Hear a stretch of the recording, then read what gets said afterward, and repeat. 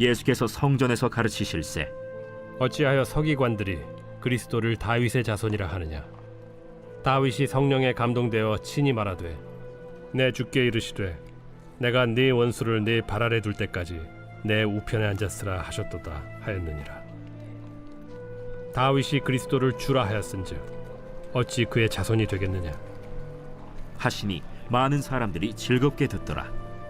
긴 옷을 입고 다니는 것과 시장에서 문안받는 것과 회당의 높은 자리와 잔치의 윗자리를 원하는 서기관들을 삼가라.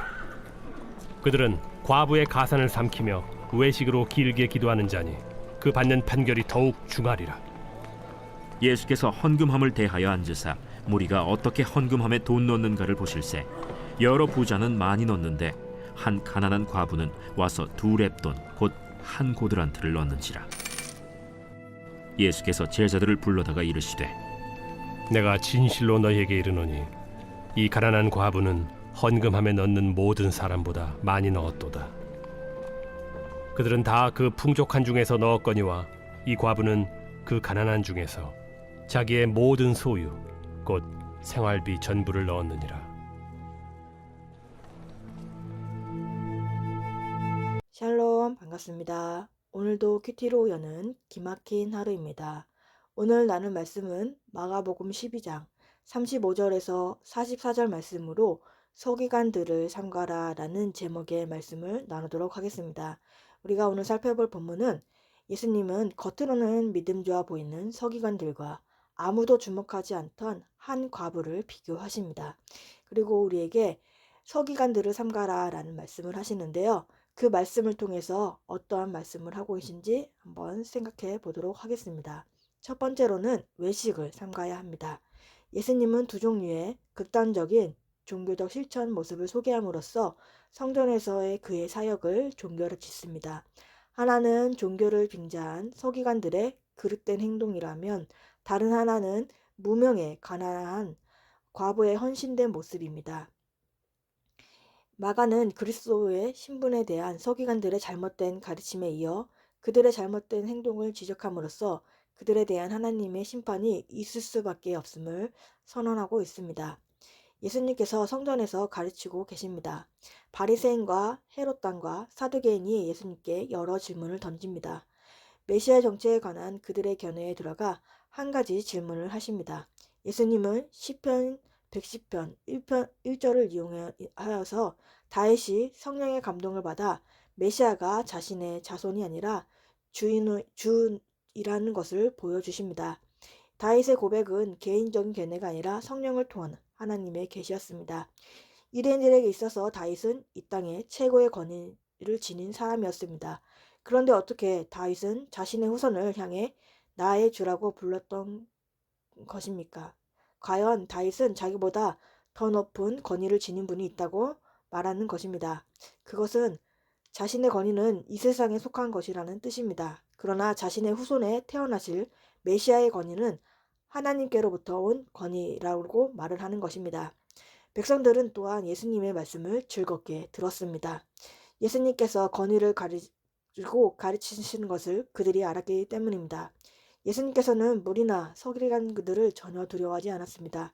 이 사실은 예수님의 대적들과는 상당히 대조적인 모습이었습니다. 예수님은 다윗이 장차 올 메시아 그리스도를 주라 불렀다고 말씀하며 자신이 하나님의 아들이신 것을 드러내고 있는 것입니다. 종교자 지도자들의 질문을 잠재우신 예수님은 무리를 향해 서기관들을 삼가라 라고 말씀을 하십니다. 서기관들은 교육도 많이 받았고 그들의 지위 때문에 많은 권세를 가지고 있지만 예수님은 그들의 행동을 비난하십니다. 예수님께서는 종교적인 쇼를 하는 사람들을 조심하고 경계하십니다. 그 대부분이 바리새인 서기관들은 긴 흰색 옷을 입고 다녔습니다. 모든 사람들이 서기관들의 신분과 직위를 알고 있었기에 그들은 시장에 많은 사람들의 인사를 받기를 좋아했습니다. 성전에서도 모든 사람이 볼 수 있는 맨 앞에 있는 가장 좋은 자리를 그들이 차지하였습니다. 그들은 잔치에 가서도 꼭 가장 높은 상석에 앉았습니다. 이는 예수님께서 야고보와 요한에게 하신 말씀인 즉 상석은 섬기는 사람들을 위한 자리라고 말씀하신 것을 상기시켜 주는 것입니다. 그들은 가난한 사람들의 모든 소유를 빼앗고 부자들을 이용함으로써 사람들을 부당하게 착취했습니다. 그들이 저주를 받아 마땅할 일을 저지르게 된 것입니다. 그들은 기도조차도 외식으로 할 외식일 뿐이었습니다. 그들의 긴 기도는 그들이 사랑하는 주님과의 대화가 아니라 단지 사람들이 자기가 특별히 거룩하다고 생각하려고 하는 것이었습니다. 그들의 경건한 행실을 통해 지위와 인정과 존경을 얻기를 바랬던 것입니다. 그들은 선생으로서 사람들에게 믿음을 갖게 할 책임이 있었습니다. 하지만 그들은 탐욕스럽게 남을 속이며 살면서도 다른 사람에게는 쓸데없는 법들을 부과하고 있었습니다. 그들의 행동은 경건하게 보였지만 그들은 자신들이 잘 인도해야 할 바로 그 사람들을 압제하고 잘못된 길로 인도하는 사람들이었습니다. 이동호 목사님은 존 버니언의 철로 역정에서 보면 십자가 언덕을 지난 후 오래지 않아 크리스천은 좁은 길 왼쪽 담을 넘어오는 두 사람과 만나게 됩니다. 그들의 이름은 허레와 위선입니다. 크리스천이 그들에게 어디로 가느냐 묻자 그들은 시온산에 찬양을 드리러 간다라고 말합니다. 크리스천이 그들이 좁은 문을 통과하지 않았음을 지적하자 그들은 그렇게 복잡하게 생각할 필요가 있느냐며 말합니다. 시온산으로 가기만 하면 되는 것이 아니냐고 말합니다. 그리고 당신과 우리가 다른 점이 무엇이 있느냐고 묻습니다. 그렇습니다. 예배에 참여하는 모습, 기도하는 모습, 헌금하는 모습은 다를 바가 없어 보입니다. 그러나 그들은 허례와 위선으로 그렇게 하고 있었습니다. 그들은 멀지 않아 순례길에서 위험과 멸망이라는 곳으로 사라지게 됩니다. 그들은 좁은 문을 지나지도 않았고 십자가 언덕의 체험도 없었다라고 말씀을 하십니다. 겉으로 같은 신앙이어도 보여도 중심이 다르면은 그 결과는 완전히 다르게 되는 것입니다.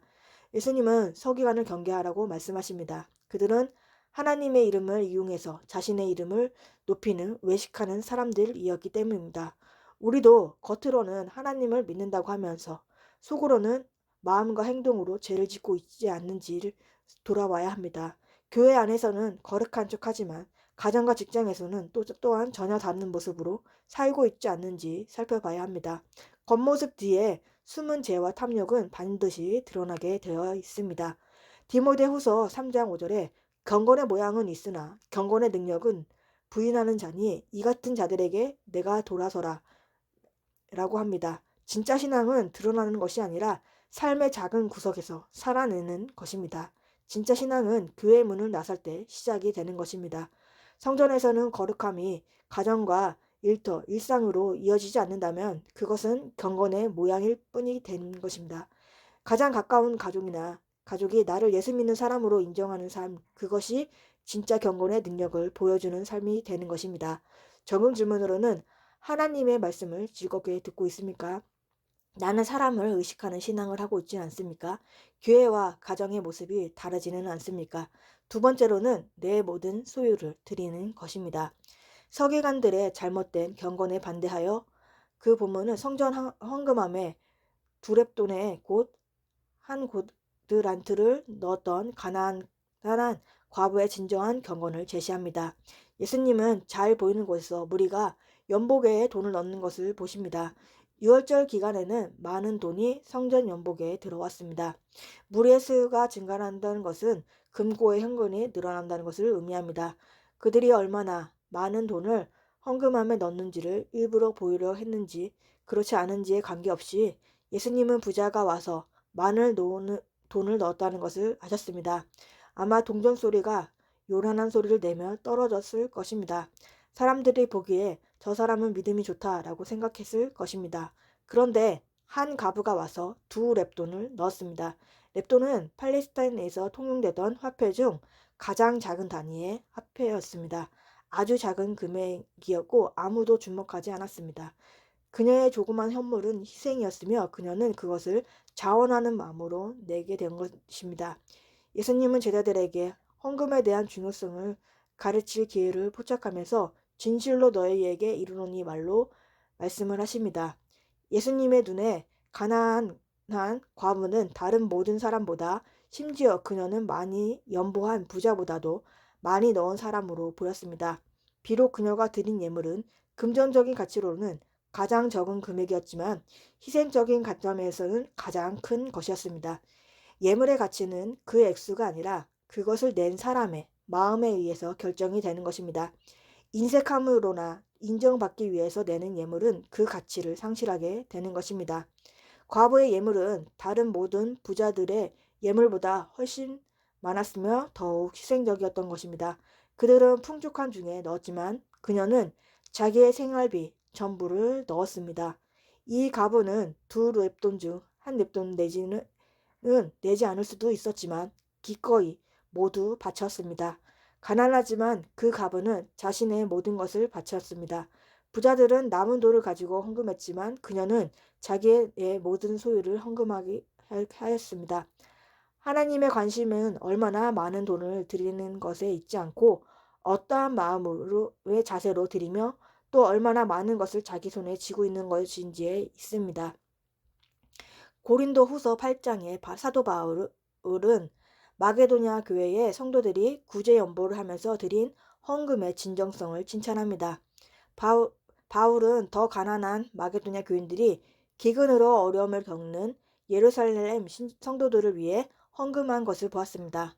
바울은 부유하면서도 아직까지 가난한 예루살렘을 위해 모금하지 않는 고린도 교회의 분발을 촉구하고 있습니다.